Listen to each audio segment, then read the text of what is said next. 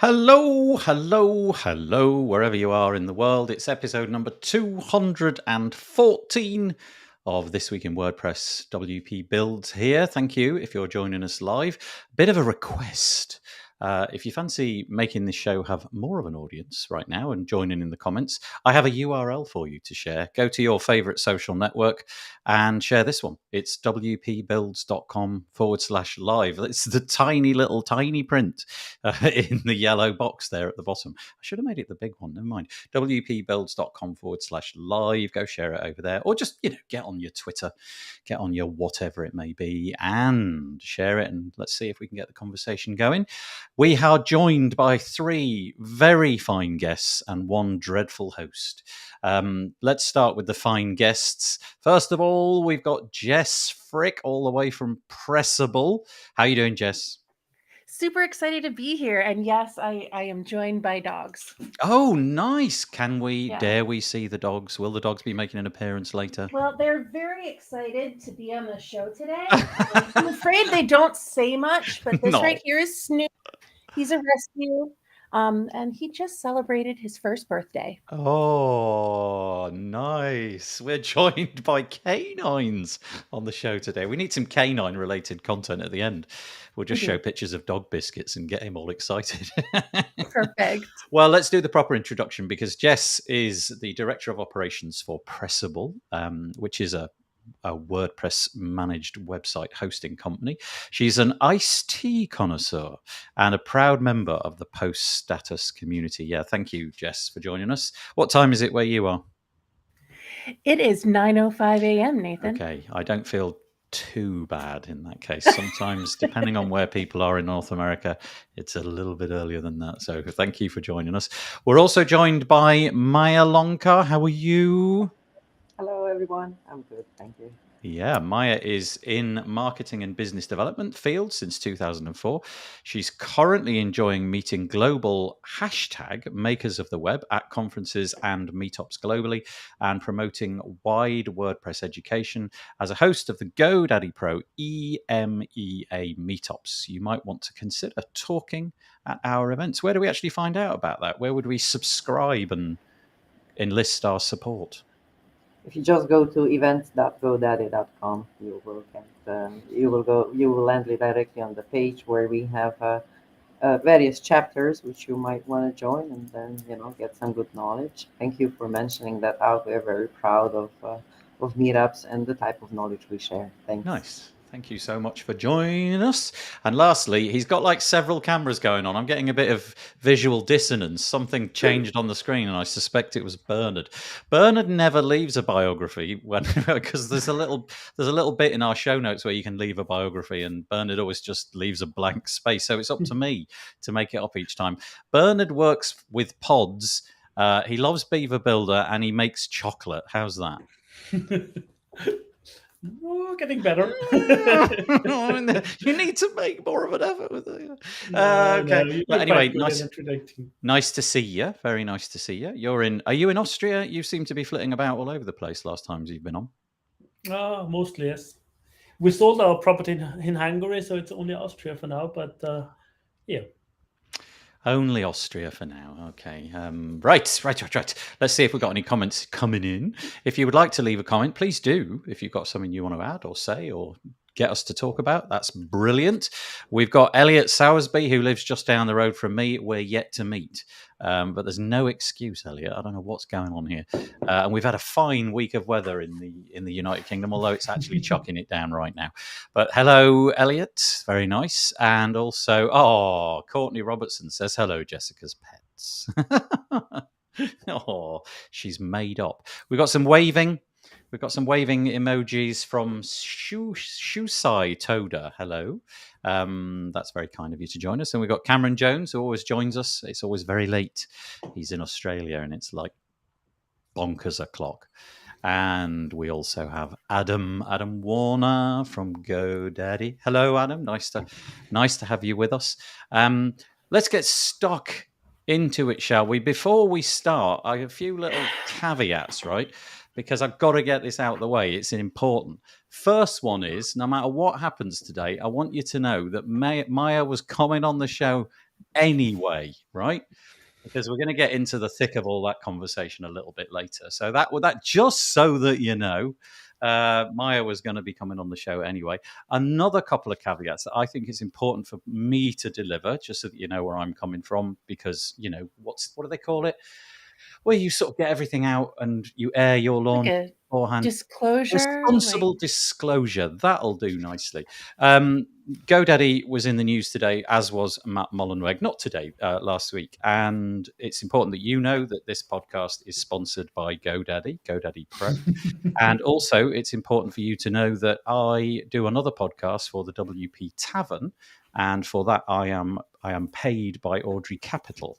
So now that you know all of that, you can basically ignore everything that I say. No, don't do not do that. We try to keep it calm on this show. We pride ourselves on our politeness, and we pride ourselves on not making things incendiary and chucking grenades around, because what's the benefit of that? Nobody gets anywhere if they're just shouting at each other. So we're going to talk about the things that occurred last week, but we're not going to shout and we're not going to stamp our feet and get all cross.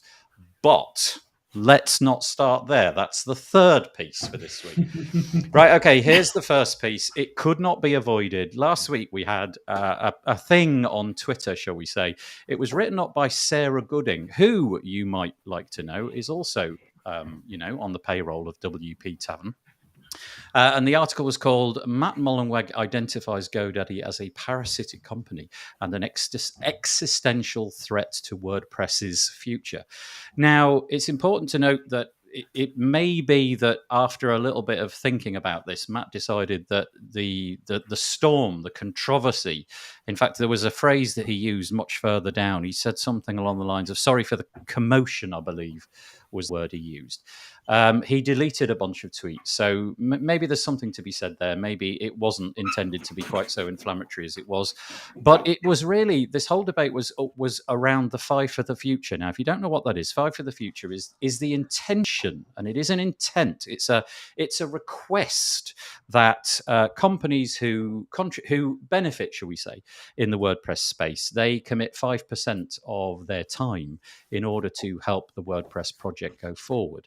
And there was some dilemma where Matt obviously felt that GoDaddy weren't doing this. And so he called them out on Twitter. What was quite interesting, and we could go into the particular debate about this, but just go to the article. You can read it for yourself and make up your own mind. What was quite interesting was that obviously caused some people in agreement, some people not in agreement. But a couple of days later, so that piece came out on the 24th. Actually, it wasn't a couple of days later. It was the same day. I apologize. I've got my dates wrong there. The reaction, quite on it, Sarah Gooding says, in a change of what would have happened a few years ago, there was quite a lot of people who came to GoDaddy's defense and sort of said, actually, do you know what? It's not quite as plain as it would seem. We've had very good experiences with GoDaddy. So again, from my point of view, I would just like to say that we are sponsored by GoDaddy. This podcast literally won't be happening unless we get sponsorship, and GoDaddy have stepped up for an entire year. They also helped events like the Page Builder Summit, and I know they help out things like WordFest. So really, this whole debate is around 5 for the future. So let's concentrate on that. I'll open it up. What did you make of this? I mean, this just seemed like the perfect WP drama, as if WP dramas needed any more fuel throwing on the fire. What did you make of this? Should we start with, let's go for Jess. Have you been watching this story? I have. Matt left a comment, and he said, I think it means we can just blame Nathan for everything. And I think this is now you're talking. I this kind Nathan, of agree me, here. Nathan. Yeah, for sure. For sure. Yeah. My disclosure, I work for Pressable, which is owned by Automatic. We report to ultimately Matt. So I have to temper what I say, but I will say that I was a GoDaddy customer. My customer number is 6 digits. Like, I've been around forever. I have a lot of friends over there. I was surprised by the comment. Even Maja, like, I met her because they were sponsoring Adam. So, like, they're everywhere. And believe me, I keep trying to sponsor podcasts and they get to them first. Like, sit down, Adam. You're killing me here. But they give so much back. And I was on another discussion where I was even praising their page builder. I think that they're doing a lot of really interesting stuff. And obviously the page builder has nothing to do with WordPress, but some would say that that's part of the problem. I disagree. There were some comments made that say that our real threat are these other page builders like, Wix, Squarespace, Shopify. And I don't even know that I would call those an existential threat. And this is obviously just my personal opinion. But I believe more competition in the market is a good thing, and it helps us strive to be better and to do new and interesting things. But I do understand Matt's ultimate point was not even just Five for the future, but also, the payment processing. Right. And GoDaddy's payment processor is killing it right now. And I don't necessarily think it's because GoDaddy's forcing people on it. I think it's because they have done a really good thing with their product and they've made it easy. Yeah. Okay, so that was a piece that I earmarked. And then my software, which allows me to look at all the highlights that I've made, failed about 20 minutes ago. So I'm going to be winging it today more than I normally would. I'd forgotten that piece. There's the whole payments gateway, which, if I'm right in saying, is cheaper for the end user to use than, let's say, it would be if you just went with regular old Stripe. Maja, I don't know if you can comment about that, or if Adam in the comments can comment. But there was that piece thrown in as well. That piece of the argument was mentioned. Let's go to Bernhard. It's tricky. I mean, because we don't know what happened in the background, because I'm sure something triggered this escapade or whatever you call it. I doubt it was done in the best way possible. Maybe too much emotion in it. But it rose an important topic and all the discussion around it, because I have just read a few of the comments and the comments from others and stuff like, GoDaddy's support of the community of podcasts and other stuff in the end is part of their marketing. So it's not only contributing to WordPress, but it's making advertisement for themselves. So some might say they contribute less because they don't have so many developers working on WordPress, because Web7 shared the numbers with quite low compared to other companies who talk less about or talk almost nothing about the rest. So it's difficult to judge, because I feel missing a lot of pieces. Then the other hand is we're using so many open source tools. I mean, for example, Pods uses WordPress. So should we contribute to WordPress? Do we? It gets tricky to only collect numbers and say, oh, you're doing too much or you're doing too less. So it's difficult. I mean, the thing with the payment processor is for sure hurting WooCommerce, and then WordPress or Automatic behind it.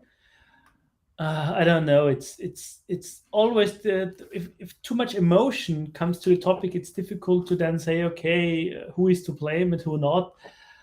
I think it's important to talk about it. How do we use open source? Do we give back to open source? How do we give back? Because in the end, many businesses rely on WordPress thriving, getting better, whatever. So yeah, it's trying times. Maja, just before I come to you, I'm just going to raise a couple of the things that have come up in the comments, because as expected, this was going to get some commentary going. So that's quite interesting.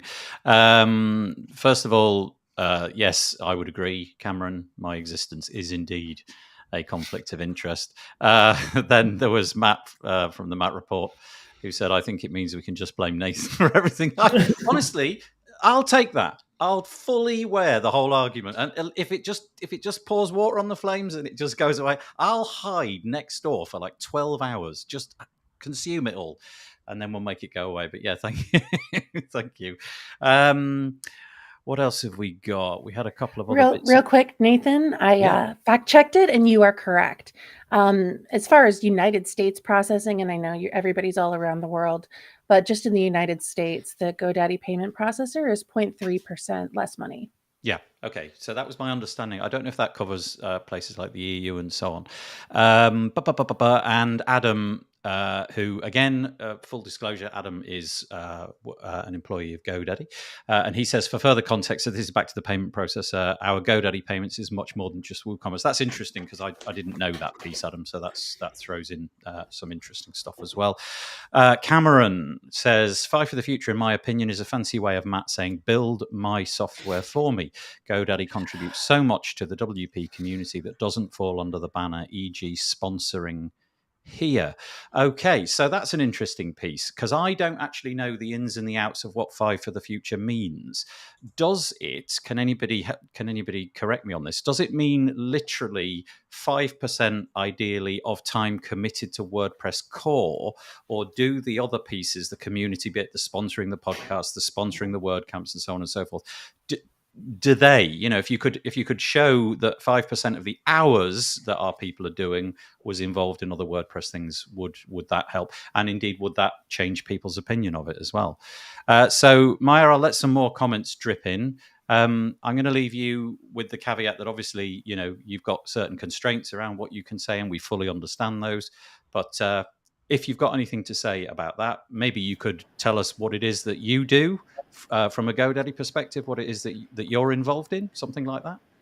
Well, after what I've heard what Bernhard and Jessica said, I have nothing to add. This is the human point that we all took at this matter. So it's really like, let's just move, after this, because the time is moving. Economic times are different. I think that our WordPressers actually need to spend more time on learning some business skills, in the times of the, economic times which are reaching our favor. So from the point of view of contribution, we as a team, all of us, we are all committed to contributions, and we contribute to the maximum that we can. I contribute to WordPress, and I don't code, So, but I found other ways, like to do some translations, and I'm saying hello to the Polyglots team there, and to help with accessibility, knowledge sharing, and, from time to time being in meetings in marketing, helping out, promoting their efforts, and many different ways, hosting translation days, EMEA meetups, sharing knowledge. So it's about, it's what I felt in WordPress as a community is you can really express yourself if you'd like, And this is what empowered me, now to be able to contribute to something great as WordPress is. I don't know about anyone else's experience with contribution and how much time actually allows you, but I'm sure you all actually enjoy.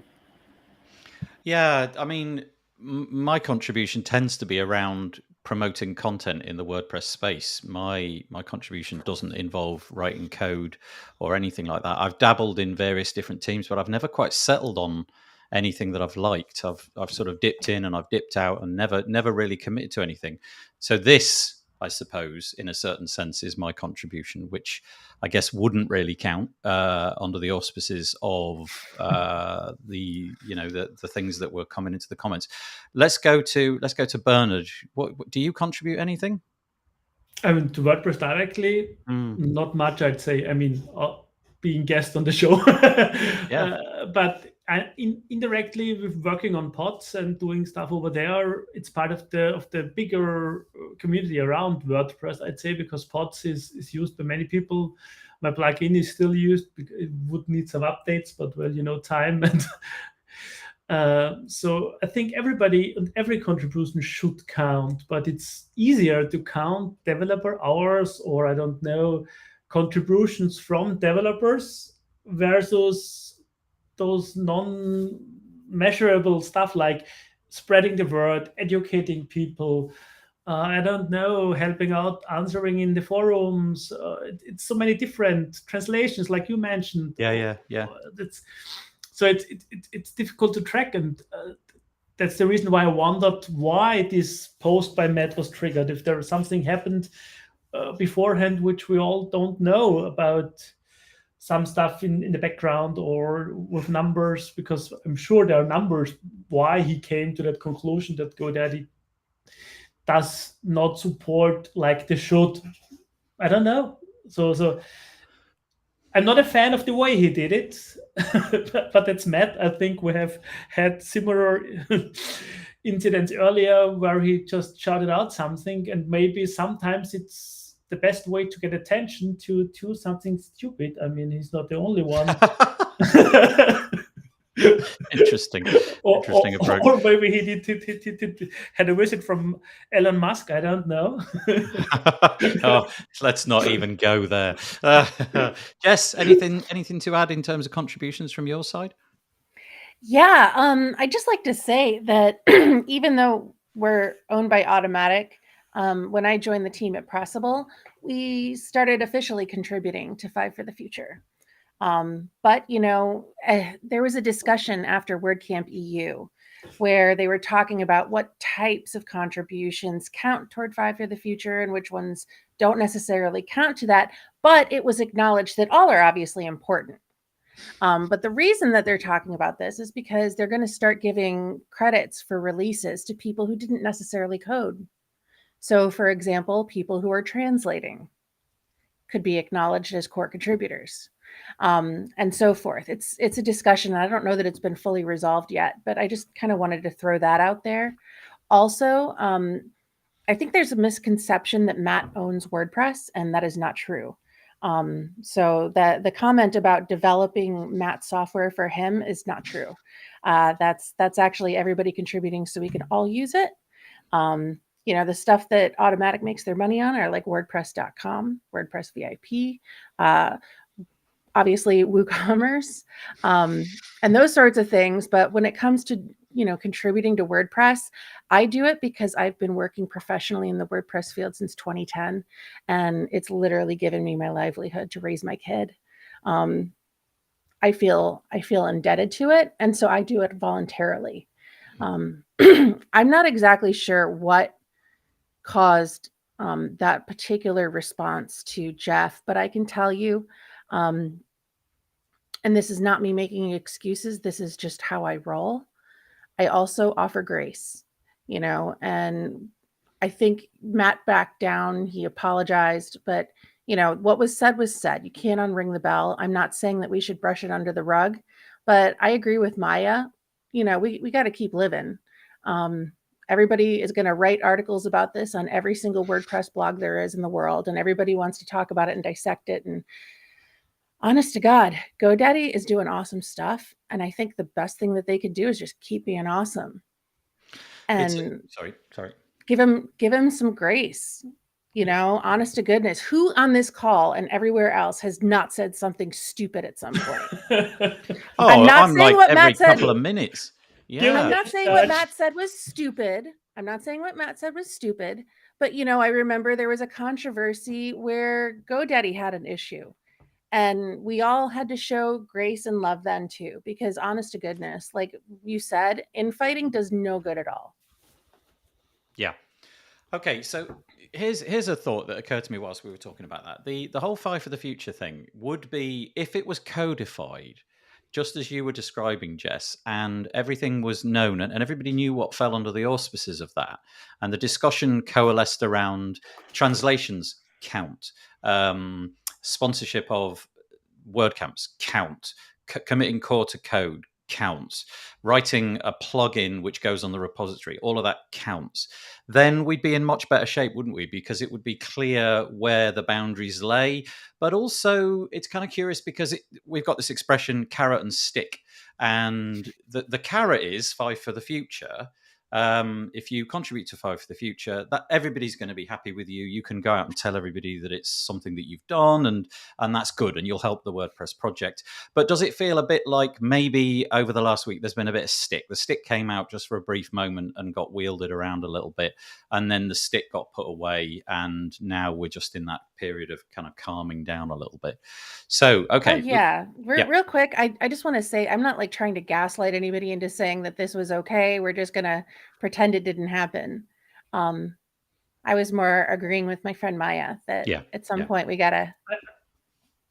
It's a tricky thing, because I think that the issue for many people is that Matt doesn't own WordPress, but he for sure has a very big influence on the project. Yeah, like you can read in the comments. And he's on the one hand talking about WordPress, and on the other hand, he has WordPress.com and all his businesses that evolve around WordPress. So it's sometimes a little bit tricky to dissect his personality, which is talking for the open source stuff, and his personality talking about his own business, and maybe having an issue with his competition not doing as much as he thinks he does. So that's maybe another angle why some people reacted more harsh than they could have reacted, because in the end it's competition he's talking about. Yeah. Some days it's harder to run this show than it is others. I would say this is about the most difficult that it's ever been, largely because I'm trying to read the comments as they come in and make sense of them and pick the ones that go on. But I'm so keen not to drop what anybody's saying. So I'm just going to quickly raise a couple that came into my headlights here. So Adam, again, we've mentioned what Adam does. He mentions training, community, WP diversity, and many more oral contributions. And that goes to Jess's point about codifying and locking down what Five for the Future actually is. And if we had a Bible for that, all of these things count, all of these things don't count. But to Adam's point real quick, yeah. As it stands now, those were not included necessarily. Mm-hmm. And that's part of the debate there, is that they should be. Yeah. Pods does a lot of work for a lot of people, but plugin management and delivery, even if it's free, doesn't technically count. And so that... Interesting. No, that's fine. I met Maja 2 years ago, says Courtney, in the marketing team. So there you go. There's proof positive of Maja's contribution. Cameron again, I'm a developer of a completely free open source plugin that is used on tens of thousands of sites. I don't expect my users to be contributing back. Thank you. That's an interesting comment. The idea, he goes on to say, the idea that anyone is obligated to contribute is entitled and ridiculous. Okay, so that's quite an interesting point as well, isn't it? If the carrot is Five for the Future, but people don't wish to contribute, is it fair to sort of castigate them, or is it more just leave them alone? They just don't get mentioned. They don't get the notoriety that comes from that. But anybody that does. Who knows? Matt Medeiros again. I think the big org should call Matt's bluff. Okay, this will be interesting. I think the big org should call Matt's bluff and actually spend $500,000. I guess he means dollars, to $1 million a year on salaries to commit to core. If 2 or 3 major hosts did that, we might see a different product and community. Okay, so Matt's calling for a full-on kill them with kindness approach. Just blast money at the problem from some of the big companies. And I guess Adam is saying empathy would be a good goal, always and on all sides. Hopefully, that is what we try to do here. I'm not sure we always succeed, but the idea is never to let it get too incendiary. And Peacher, I think the conversation is wider and relates to the fact that open source my foot. What did she mean there? Don't know. Open source my foot. Big companies are expected to contribute. Independents are rarely sponsored without a return, usually kudos. Okay, so that's another thing, isn't it? It's about the fact that those who can afford to can contribute, and we've had that discussion a lot. Okay, so we've spent basically half an hour on one story, which is pretty unusual. I'm sure you've all got your opinions on it. Depending on whichever side of the seesaw you want to sit on, go and have that argument somewhere else, because from now on, we're going to turn our attention to other things. However, we've made Bernhard go away. He's obviously fed on. No, he's back. He's cleared off. The word that I might use for this particular episode is the word division, because division seems to be a theme for this last couple of weeks. And here's a couple of examples. So let's move on. Let's leave that story behind us. Go on to this one. This is, okay, so it's not division in a sense, but it is in a sense. This is a new product that I wanted to bring to everybody's attention. It's called Breakdance. And as if you didn't need it, it's another WordPress page builder. However, the kind of interesting piece in the story here is that this is created by, well, I'm going to say the team, but I don't know if it's all of the team or a bit of the team. My understanding is 4 of the 9 devs or something like that over at Oxygen. And so what they've decided to do is they've decided to make another page builder, which is basically a lot easier. I saw a video from Louis, the founder of Silfly, which is the company behind Oxygen, and he kept comparing it to Elementor. I mean, over and over again, he would say, it's like Elementor. So I think what they realized potentially is that their Oxygen page builder, whilst excellent, was actually really quite a bit more difficult for the sort of audience that Elementor use. Obviously, Elementor is doing really, really well. We'll come to that in a minute. And they wanted a bit of a slice of that pie. So here it is. If you go to now, goodness only knows how much they had to pay for the URL breakdance.com in the year 2022, but I bet it wasn't $10. They've got the URL breakdance.com, and you can go and check it out here. Gotta say, hand on heart, it looks pretty good. I quite like their mission here. It's got a lot of modern things in it. It's got a lot of cool things. The workflow seems super simple. But here's where the division comes in. What on earth do you make of this? If you're a paid Oxygen user and you discover that for the last 3 years, the company have been building a product which they haven't been talking about in the public and diverting resources from the page builder that you would hope was using all the resources on your page builder of choice. And so there's where the division angle comes in. I look like I'm going into heaven. I'm going to spend a moment or two adjusting my settings so that it doesn't go all white. And I'm going to throw it out there. Can I chuck that one to Bernhard first? Because I know that he's like super massive on page builders and probably has something to say. I mean, I didn't test it yet. I did just take a quick look. I mean, you can't blame companies for developing new products. That's my point of view. I mean, we don't know if they contributed their money from Oxygen to Breakdance or if it's just an entirely separated project. So it's maybe not the best thing to assume they took money from the one side and push it over to the other. Still, it feels a little bit off to have two page builders in one company. And it would need to take a look if it's how much technical overlap you have. If they did a new project, what do they do with the old one? Yeah. Personally, I don't like his personal style, but maybe that's nothing business related. He's quite a character, shall we just say that? In his videos, he's quite an interesting chap with a very forthright approach to marketing. Let's just say that. Yeah. It's kindly spoken. Like I say, no grenades here. I wonder where this all is leading to, because yet another page builder. I mean, we have seen with form plugins that there's always room for a new one, but it's kind of getting very crowded out there. And with Gutenberg getting better and better, I wonder what's the idea, or why go there with another product? What do they think they do better than all the others? I don't know. Did you see anything, Nathan, that stood out for you, like something special? There definitely were a couple of things, and I honestly, off the top of my head, can't remember what they were. But it was layouts and flex and all of that kind of stuff. And honestly, I wish I'd written it down. Well, I did kind of, and then my note-taking app decided to die on me. But Devinder's basically echoing your point. Devinder, hello, Devinder. Thanks for being in the Page Builder Summit. By the way, like, great timing, release a Page Builder during the Page Builder Summit. That was kind of quirky.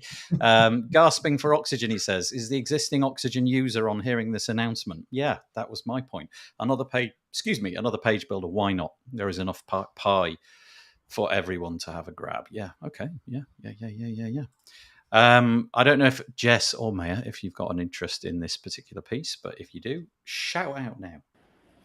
I think innovation is good. I think this is how actually changes are done. And so, I mean, nobody likes changes, and everybody says changes are painful. But I think I think that competition generally is good because it brings out the best from companies' products. So that's my take on this. I should point out that it's still in alpha. It's alpha 2 at the moment. I believe last week it was alpha 1. But I think basically the idea is that it's going to be dead simple to use. You could give this to your well, your dog, Jess, and it would be able to quickly whip up a WordPress website, but it's supposed to be easy to use. There's less technical difficulty because, like I said at the top, the page builder that they built, the Oxygen page builder, I think there was a bit of a learning curve, shall we say, and maybe that put a few of the Elementor crowd off, if you know what I mean. Jess, anything on that? I would like to give my time to some of these comments. There are some really good ones in there. Okay, let's do that in that case. Let me go to the top. Okay, seems like, were we talking here, Shusei, about... Oh. I think we're back. I think we might have been... Yeah. Let me go back and let me start with I meant more like, yeah. Okay, let's start here. So, Adam, thank you for commenting. This Oxygen and Breakdance was interesting and concerning news for existing customers. Okay, that's the point, right? For me, sitting on the outside, I don't use Oxygen, I don't use Breakdance. It's an interesting story and nothing more. But if I am an Oxygen user, I am starting to think, that's curious. Do I start to have concern? Do I think 3 years down the line things are going to be a bit different? And okay, so this adds more context. Shusei says, Breakdance, another nice page builder. Okay, well, it's got you on the hook. That's probably all that was needed. That's great. Lovely. Scott Kingsley Clark saying hi. I noticed you in Twitter this week, Scott. Let's say no more. And Reality Check. The end users hardly know Gutenberg. Most don't even know WordPress, but they would know what is Elementor. Okay, thank you. There was a mention in some comments suggesting that Oxygen was built on tech that wasn't future-proof. Not sure how that is, though. Do you know, I have a memory that Oxygen was built on top of something else, but I think I'm wrong about that, so I don't really want to say one way or the other. What else have we got on the date? So this is from Shusei. It says, on the date, we release Breakdance 1.0. Oh, yes, good point. On the date that we release Breakdance 1.0, all Oxygen users will be given a free 1-year license for Breakdance on the official site. Maybe the developers, had a hard time updating. Okay, so this is a really good point. Oxygen has always been lifetime, and we know how that goes. If a product if a product lasts for several years, you are either...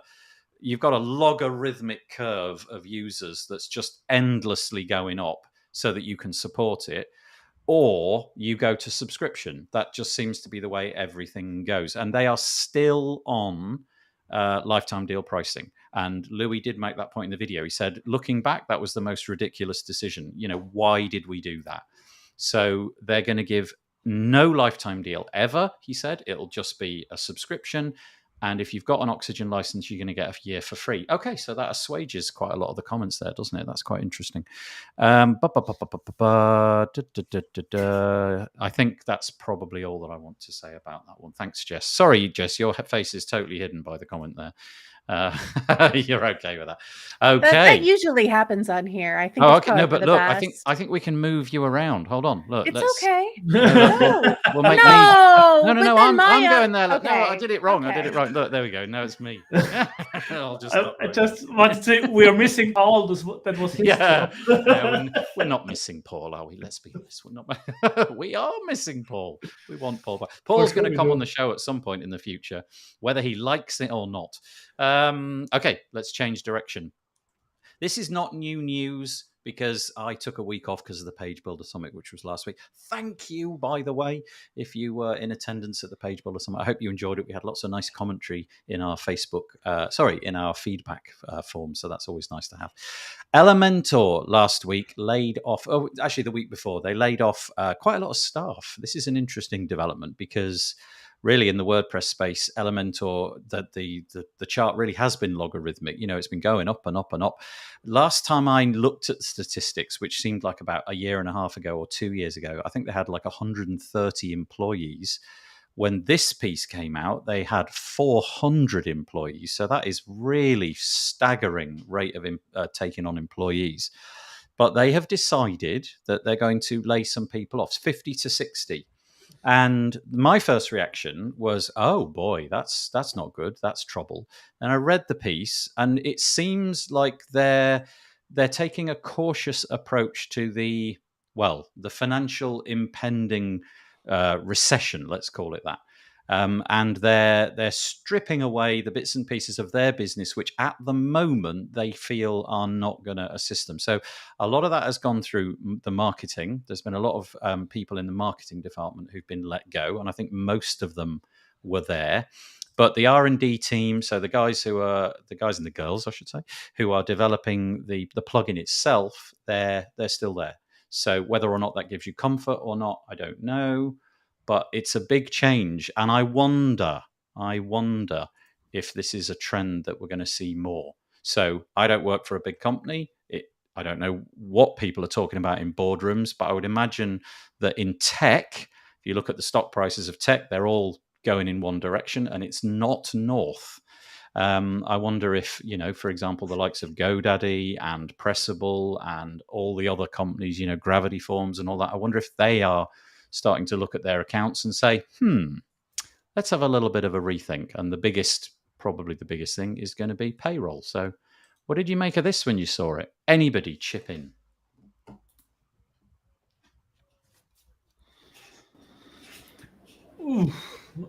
I wish we were hiring for marketing, because a lot of really good marketing people lost their jobs.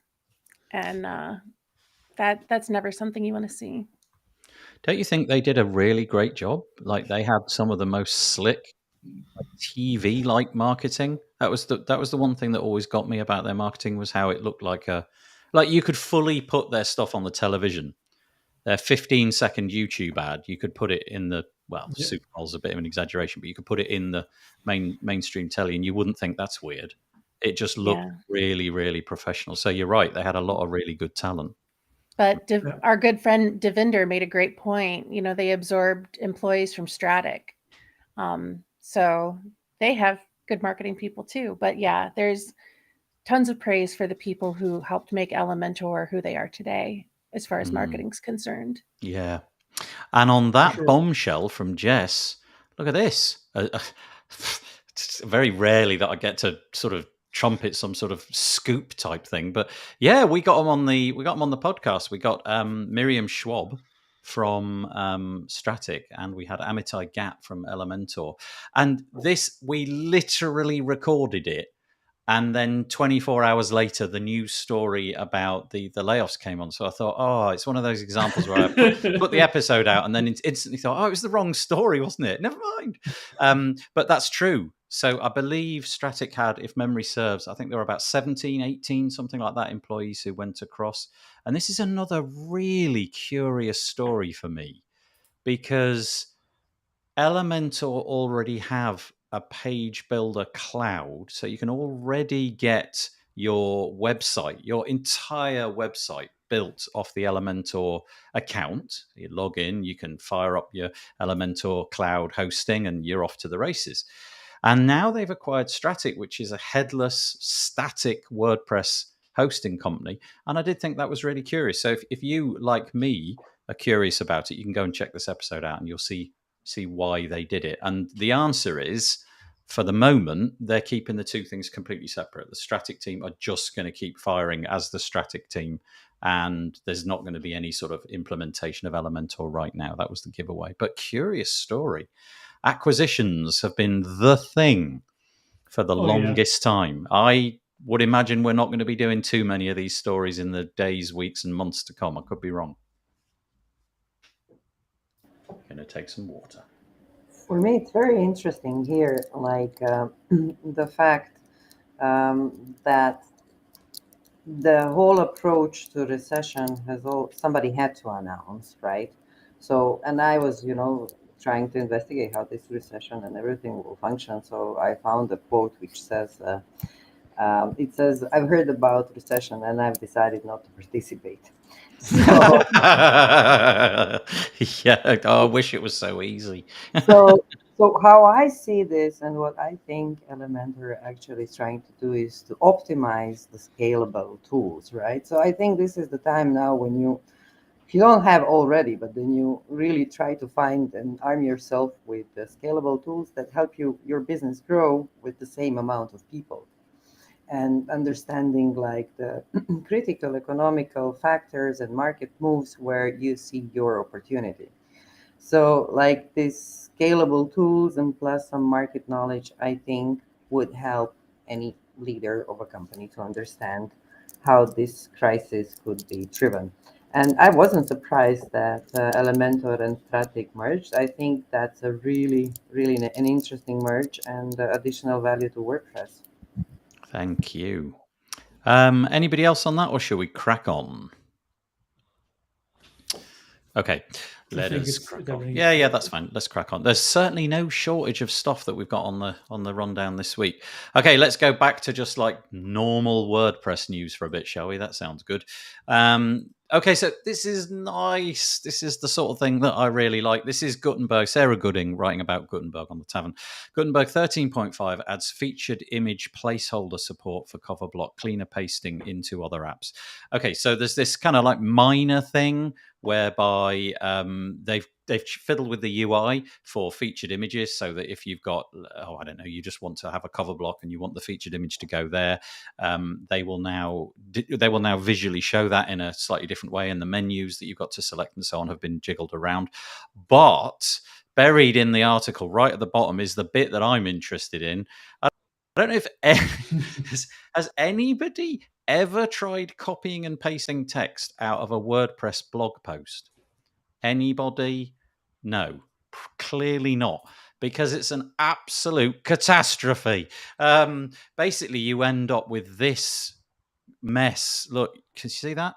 You get all of the comments. You get all of this croft. So even if you just want to like copy and paste 2 paragraphs, you have to do them one at a time. It's quicker to do them individually. So click on the mouse, right click, copy, go somewhere else, paste, go back, select the second paragraph, click, copy, paste. And you do this backwards and forwards, because deleting all of that nonsense takes more time than that.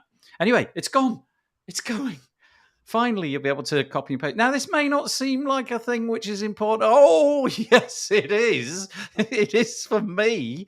I do this sort of stuff all the time. I'm copying and pasting content from one part of my site to another, or taking it from a post that I've already written and putting it into an email autoresponder, something like that.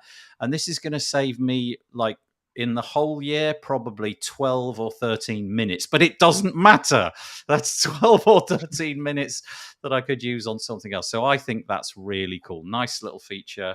Probably something which only me cares about, but I think no. There are agreements in the chat. This is an awesome development. Yeah, you see, Adam's with me. Adam, have you felt that pain? You felt the pain of copying and pasting.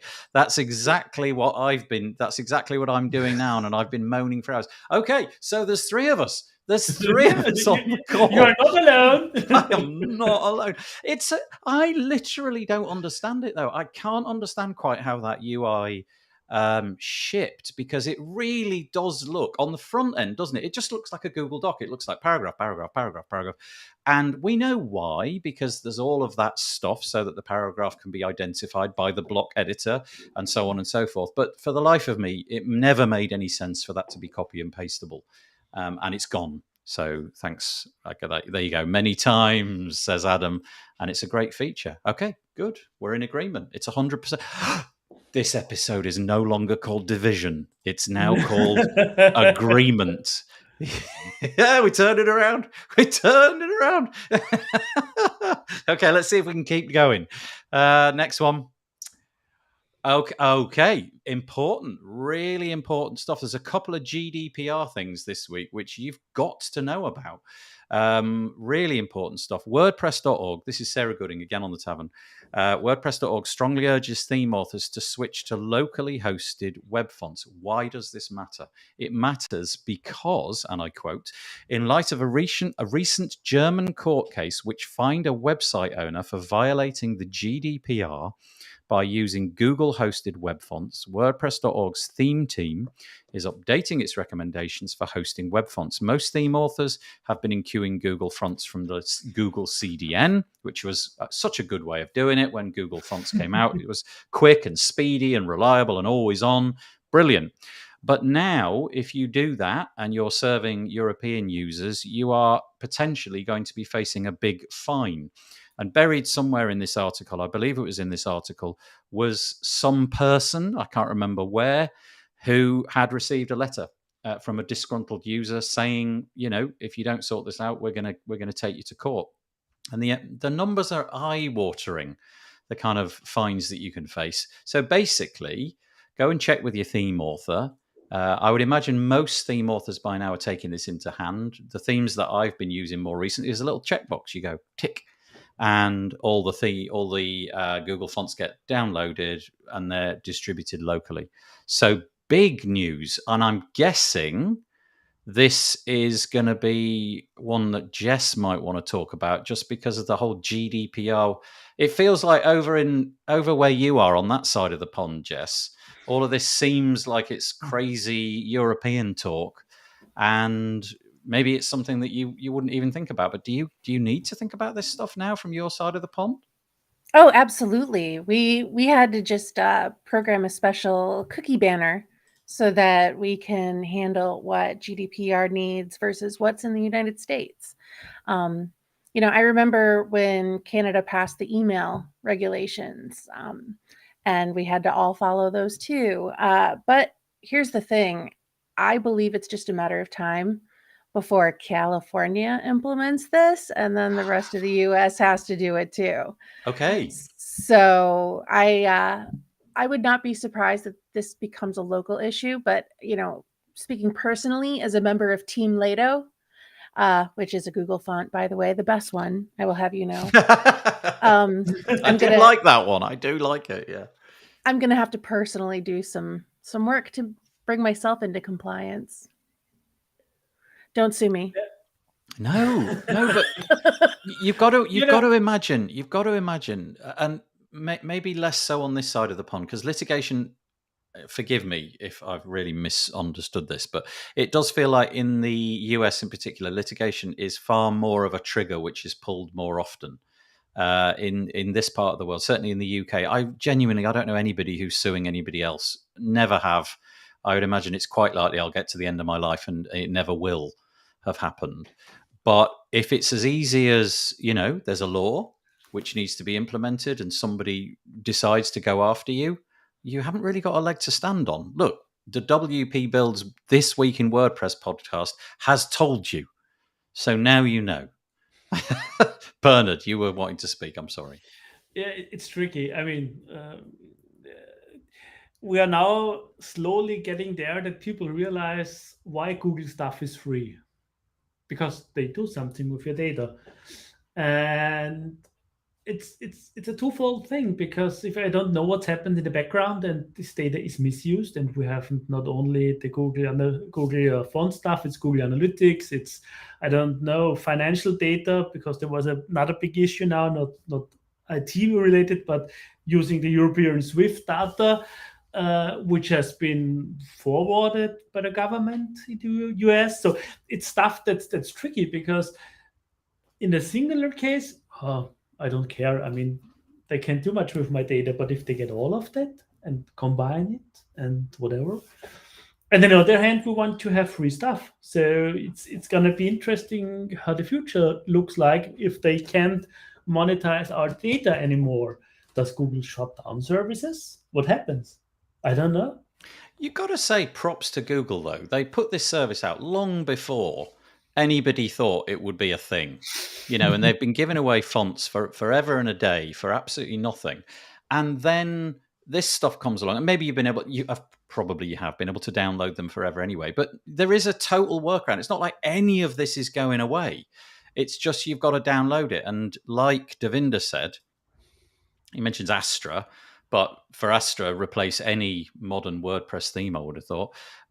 Tick a box, basically, to switch to locally hosted, and you're good to go. So really, this is one. But it's the future. Yeah. Do we then get supported Google Fonts, or does Google stop the service because they can't monetize it anymore? Interesting. I don't know. What I'll do is I will speak to Google directly to Google. I don't know who that is. I'll just go straight to the Sundar. That'll do. I'll go to Sundar and say what's going on, Sundar. See if I get a response. Anyway, there's a tripwire. There's a tripwire you've now got to know about, and this is it. And it's hosting Google Fonts. However, totally related to this. Now, good grief! Here we go. So we had Google Fonts already. Google Fonts are not illegal, but the implementation of them in the EU is breaking GDPR. But Google Analytics is now declared illegal in the EU, according to this website that I've never heard of before, called Tutanota. Okay, I mean, it was linked to from a prominent website, so I'm going to assume that what I'm about to say is true.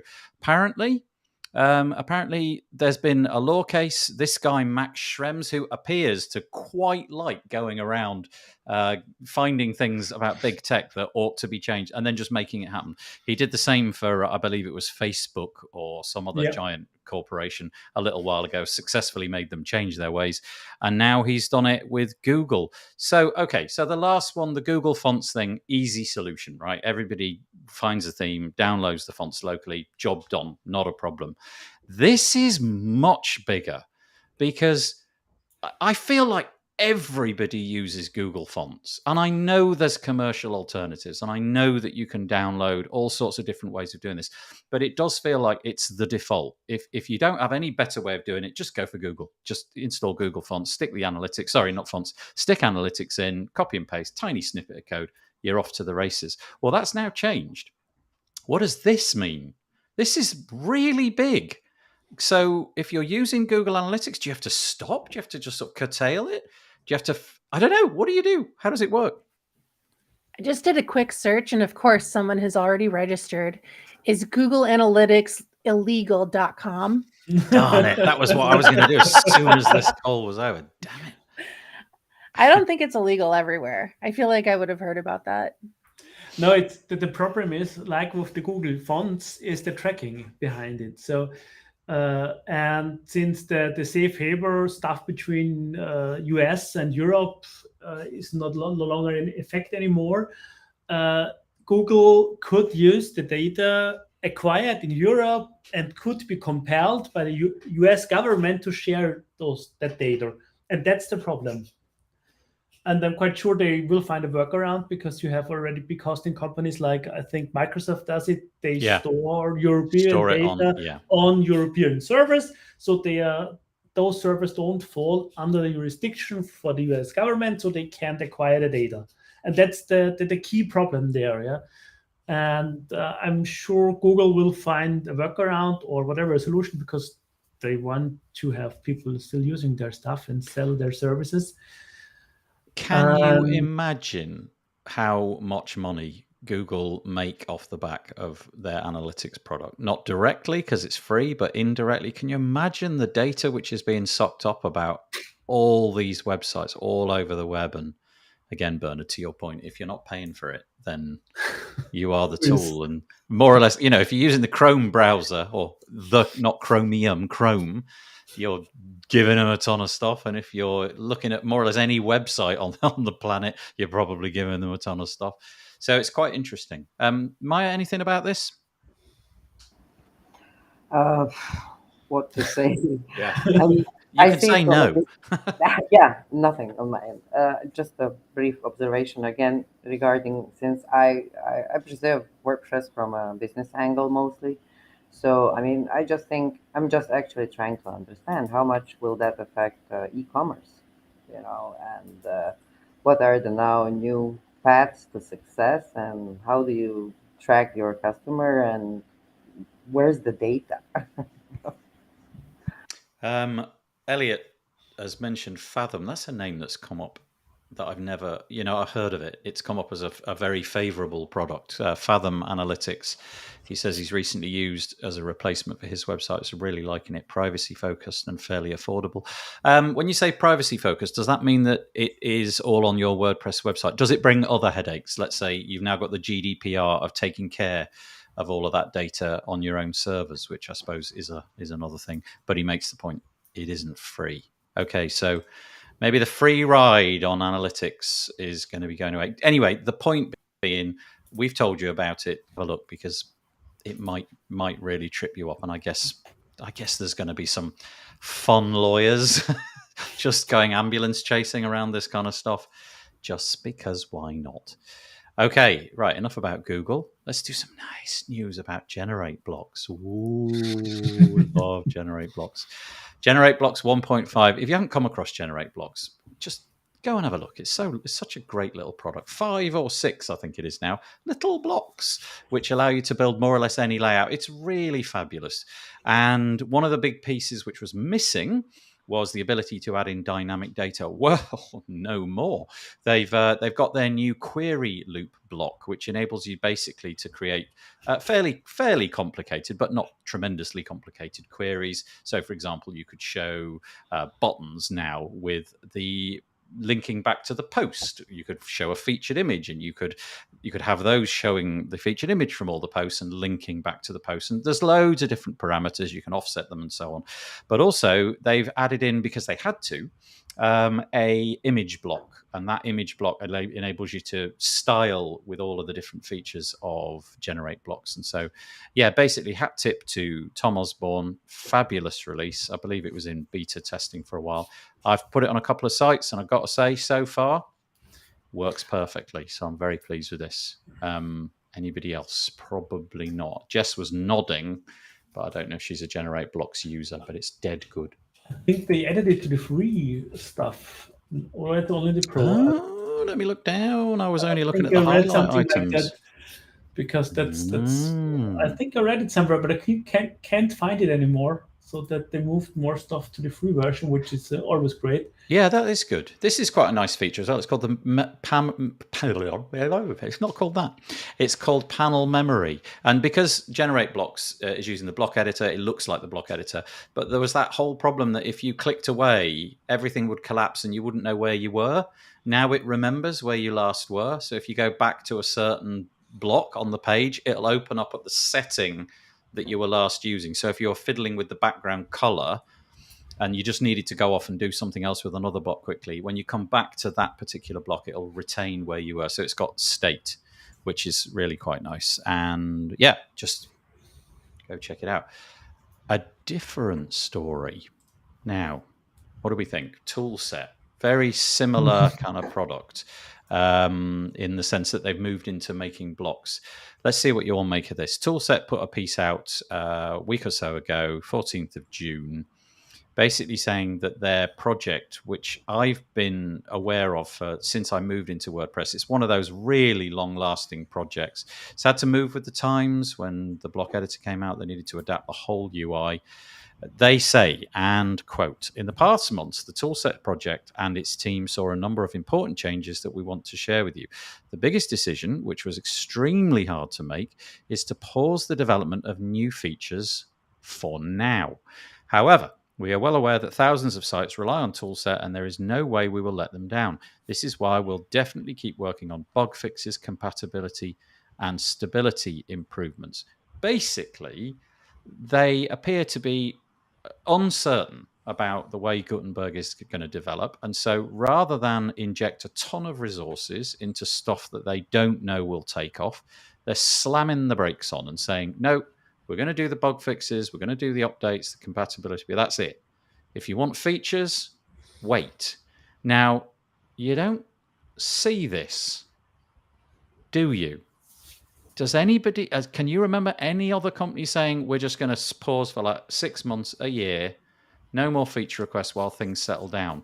And my concern is that whilst that comes from entirely the right place, if you were a user of Toolset, would you now be would cogs in your head be going, I need an alternative? What do you think?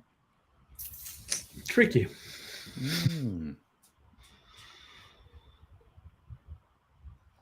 That's your commentary. Tricky. We'll go with that. Yeah, Okay. I don't know. It's like a two-sided story. I mean, if you tell your users, hey, people, we are developing this product anymore, that sends kind of out the message, move on. On the other hand, to being honest and saying, okay, let's be honest, we don't have new features coming, but we're keeping the project alive. It's kind of honest, but it leaves. If I were a user of Toolset, I would say, what's next? Is the next step then just only I don't know, keeping up and keeping it running and not going down and down and down? Because do we attract new users? And what's the future for the project? Do you know what? This is the first episode where all of us have had to have caveats because I've had a caveat because of the thing at the beginning, and so's Jess and so's Maja. But now Bernhard needs a caveat because he's one of the developers for Pods. And it's like, whoa, what do you make of this? I mean, yeah, it's kind of interesting, right? Because Pods, like fully, they are like really. They're heads against you, aren't they? They are a complete commercial rival of yours. So I imagine you took more interest in this story than most. For me, it's funny because we talked before the show. It's one takeaway is for people who always ask, but it's only open source, and where does it go? And now I can say, a business can stop too. So it's kind of helping and kind of sad because. It's bad for the users because if we have used it 10 years, 12 years, we don't know how long. I don't know how long this Toolset been around. Oh, yeah, like years and years, like a decade or more, at least I would have thought. Yeah.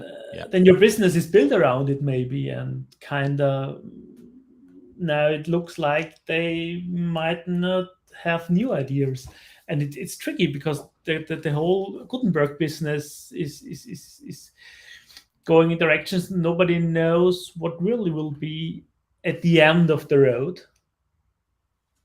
I'm still not a big fan of it, but that's another topic. Peter caveat. Peter Ingersoll is literally reiterating your comment. He says it is tricky because some plugins do this without making a point of it. That's a good point. Making the statement raises questions that might otherwise only be quietly raised. Yeah, I have to say, I've had a Mia Helzer on the podcast, I think 3 times. Thoroughly nice guy, very clever, and I'm going to put my flag in the sand, and I think incredibly honourable. I genuinely think that he came across as just a thoroughly decent person, and if this is the right decision for their business, look, we're just not prepared to waste the money. Better to get out ahead of it, right, than have 6 months from now everybody saying you haven't done anything in months. What the heck are you doing? Well, now you know. We're just biding our time. We're being cautious. Toolset, Peter goes on to say, has been a bit inconsistent with how they've communicated. Really good, not so good. That makes it harder to feel so confident. So there you go. Thank you, Peter. Right, just for a bit of fun, right? Bit of silliness. You 3 ready? Okay, actually, it's not you 3 because, Jess, we know. I'm going to ask you. You've got no time to think about it. You've got to say it immediately, right? Jess, we know it's Lato. Favorite font? Quick, Bernhard. Favorite font? No idea. That's not an answer. That's not a font. I have. Is not a font. Come on, Maja. I have my designer. Yeah. She's awesome, and she picks the fonts. It's not my. Yeah. He's making up the fact that his favorite font is actually Papyrus. So. Well. Yeah, either that or Comic Sans. Yeah. Maja, have you got a favourite font? Very quickly. Oh, look, Cameron's done it. He said Comic Sans right away. It had to be. It had to be. Maja, have you got a favourite font? Even if you don't know, just say, I don't care. Calibri. Oh. I just love this font. Yeah. I'm going to say something which is going to get me in trouble with Peacher because I know she doesn't like it. My favourite is Montserrat. I love Montserrat. I think it's the best. I think Peach is going to crucify me. Comic Sans is not So great, is it? But the one that really gets me when I look at it, I always go, ooh, Cooper Black. Do you know that one? It's all like all wide and yeah, Cooper Black. Anyway, there you go. If anybody wants to throw into the comments their favorite font, go do it now. Right. What's wrong with Montserrat? I don't know. I love Montserrat. It's the best. It's better than Lato. No, that's where you lost me. But they're very similar. They are. Do you know what I think is really similar to Lato? Have you come across Railway? I have. Quite. I have, but I'm one of those people that like downloads free fonts when I find them elsewhere on the internet. You know, don't bother with that. What you need to do is link to Google CDN. They've got this fabulous way, and then especially make sure that your sites are available in the European Union. That's the gospel there. Okay, right, completely. Oh, look, Shapeacha's saying. In all serious, Cameron saying EXO. Never heard of EXO. Never heard of EXO. Isn't it funny how we take to those kind of things, and something about it just feels like comfortable. It's a bit like decorating your house. Your house is different to everybody else's. There's just that arrangement of things that you like. And reservations about Montserrat. She said reservations, says Peacher. I have reservations about Montserrat because the letter forms are super wide. That's what we like, though, Peacher. Everybody wants a super wide font, don't they? I've no idea. I didn't know they were super wide. Okay, silliness coming up. We're going to do a bit of WordPress. The important comment gets lost. Scott Kingsley Clark, Pod's lead developer, said it's that Toolset built one of the coolest block integrations. So I did miss that. I'm sorry. I'm too fascinated with my fonts this morning. Toolset, one of the... Yeah, do you know what? I honestly thought, Scott, like 18 months ago, I thought they were going to skyrocket because I thought their sort of blocks were way ahead of their time, weren't they? You could do all the kind of views stuff inside of the block. But anyway, they've decided to pause, so we're going back in time. Okay, bit of silliness. This doesn't matter at all, but it's quite fun. New York Times crossword this week. Well, what word do you think came up in the New York Times crossword? It was the word monster. No, it wasn't. It was the word WordPress. And apparently that means WordPress is now finally legit. Up until this moment, it wasn't important. Now it's important enough that, you know, if it's going in the New York Times crossword, which apparently I'm told has got like the most viewers of any crossword on earth, you know, if it makes it into there, that's pretty cool. And which means my dad might finally understand what I do for a living. Yeah, but I'll tell you what, 8 down, he's got a big blank on his crossword. He might understand, but he's like, what is that? What is it? The clue was, what was the clue? It was something like, I don't know, something like major blogging platform. Okay, here we go. The clue was popular blogging platform. SQUARESPA. Oh, no, that doesn't fit. No. Now Nathan has his goal set. We're built for the UX. That's right. No, I was going to say, he can start a spin-off podcast, Squarespace Builds. No, he couldn't. No, that's not going to happen. Right, okay, all right, okay. On a similar note, being frivolous, right? What word, if you were given the New York Times crossword to make, and they said, you put a word in the New York Times crossword, what word would you put in? I think I would probably go for the word, I don't know, squidgy. I quite like the word squidgy. So that would be my word. Bernhard, do you know what squidgy even means? Just out of words, it's like a sponge is squidgy. It kind of goes like this. You can give it a squeeze. So go on. Favorite word that you'd put in a podcast? Sorry, not in a podcast. In a New York Times crossword. I think to further how do I say it? Feed your fears of my hobbies or stuff like that. I would just use elephant. Elephant. It's a good word. But what would the clue be? Famous character used in the PHP programming language. For example? Or great big thing with tusks. That would be my thing. Maja, anything? Like 54 down, I would have it like all we need is, and then 3 dots, and then that will be the solution for 54 down.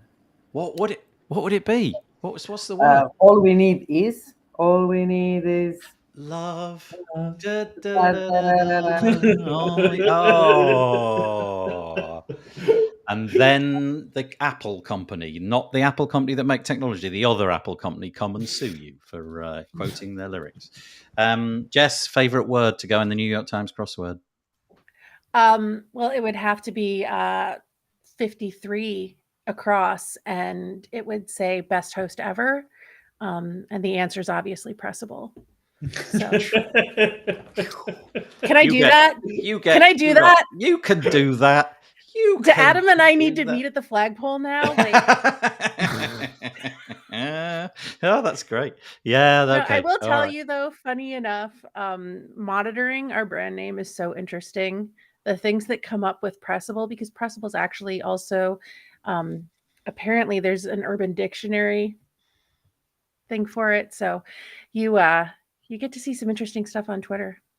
Because it's like it is a kind of regular word. Oh, okay. Let's not develop that. I'm gonna. Yeah. Yeah. Okay. Yeah. We'll keep it clean. Keep it family show. Show. Man, Courtney's coming after me now too. Look, you're dead. I know. I said GoDaddy's great earlier. There's a fabulous book. Have you heard of The Hitchhiker's Guide to the Galaxy? That book. Well, the guy behind that book is called Douglas Adams. And he wrote a really good book called The Meaning of Liff, Liff, because it turns out Liff is a place in the UK. And what he decided to do is he wrote a whole book, and it's like a dictionary. And he just went round the British Atlas, and he just took place names, and then he gave them what he thought they should actually mean if they were real words. And it's really funny. Like, it has no business being funny, but it is because it's Douglas Adams. Right, okay, moving on. We are 10 minutes away. Can I just say, stop. Just stop what you're doing right now, right? And just go Google. I have no words to express how fun this is. Go Google Flopotron 3.0. Okay, let me just put that in the little chat thing here. Hold on, let me see if I can find it. There we go. Flopotron 3.0, and you're going to find it at this URL. It's silent.org.pl. I don't even know what to say. This guy has more time on his hands than anybody that's ever lived, and he's obviously a nerd. He's got something like. So, okay, you remember, if you're old like me, you remember putting the old floppy disks into the disk drive and it would go as it read it. It would make noises just like that. And he decided, wouldn't it be good if I got hundreds of these and made them play music? Now, I'm not going to play this because I'll get a takedown notice, which I don't really want to deal with, because Google have lots of good lawyers and I don't. But just go and have a look at it. Come back to us and just go, yep, okay, I get it now. And it plays that. And he's got flatbed scanners doing the bass notes. He's built a ton of custom hardware to handle the queries. It uses 1.3 kilowatts of power. And because it's draining so much power, he's got 2 emergency stop buttons on it in case it catches fire. Guy's a lunatic, but has to be commended for his lunacy. Absolutely love it. Go and check it out, the Flopotron 3.0. Okay, where next? Let's go here. Maja, what's this all about? You've got an event. Here. Oh, thank you for promoting this. Well, one of the, when you enter WordPress, then you are actually able to see what your impact could be. And since I'm not a very code-oriented person, I'm trying to give my contribution in a different way. So I patched up, and just before and during the VCU, I met Anne Bovalet. And then Anne and I, we spoke about creating this meetup with Lazar. Lazar was the third panelist, where he's totally visually impaired. So what we did, we tested a couple of websites with him. Actually, he chose a couple of websites to show how even the great design and knowing everything about accessibility, still there are things that are being improved and overseen when it comes to testing of any page for accessibility. So we came up with a couple of with a checklist actually of things which, in addition to what already scanners are doing, what should be checked as well. So if you'd like to meet Lazar, he's a first visually impaired person who is doing the motivational talks, and he's more than happy to help you out with the accessibility of your website. So and is there to promote our efforts. And then Andrea, he's my colleague. He's the guy who actually created a game for that can be played by both visually impaired and normal people. So each one of these people, but in addition to him being a great website page builder himself, so I just wanted to, showcase this, not being a GoDaddy Pro meetup specifically, but actually the type of learnings what we share, and I'm sure that accessibility, it's never enough of accessibility points, right? That is a super cool panel. That's really interesting, like genuinely cool. So this is called Accessible Website Architecture and UX, and you can find it at events.godaddy.com. I'd be really interested to hear, particularly Lazar's comments about that. That would open, such a my view onto a world that I genuinely don't have too much insight into. When are we looking? 20th. Have I got? Sorry, say again. It took place, so you can watch the recording below. I see. I'm sorry. I thought we were into the future. So this is about going and back and looking at the event that's already been included. Okay, thank you so much. Yeah, but I just thought that accessibility needed a big shout, and people in the accessibility team as well. Thank you very much for everything you're doing. I'm also facing some accessibility issues myself, as any other person. So was just like to show a little bit what we're doing now.